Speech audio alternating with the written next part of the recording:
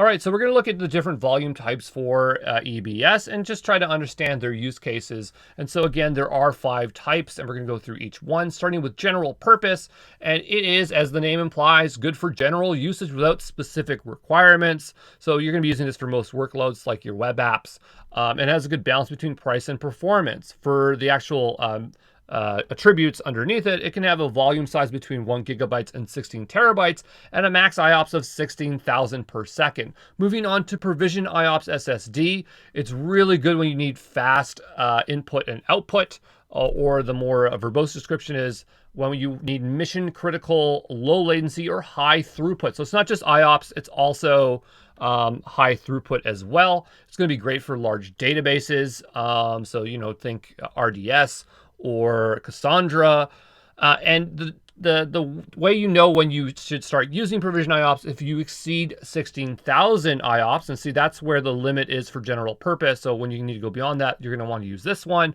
Or if the throughput is greater than 250 megabytes there as well. Now, the volume size here can be between 4 gigabytes and 16 terabytes, and we can have a max IOPS of 64,000, okay? Moving on to our hard disk drives, we have throughput optimized HDD, and it is low cost. It's designed for frequently accessed data and throughput intensive workloads. It's going to be great for data warehousing, big data and log processing, stuff where we have a lot of data. The volume size you can see by default is a lot larger. We have 500 gigabytes to 15 terabytes, and the max IOPS is 500. Moving over to cold HDD, this is the lowest costing hard drive here.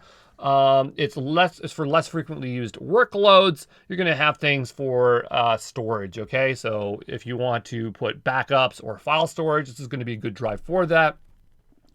And it has the same volume size as the throughput one. It's just not as, the throughput is lower here.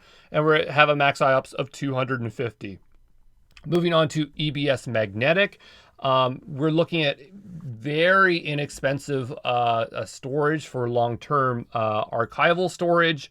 We're going to have between 500 gigabytes and 15 terabytes, and a max IOPS as 40 to 200, okay? And so generally it's using previous generation hard drives, so that's why we get that low cost there. But yeah, there is the full spectrum of volume types for you here on EBS.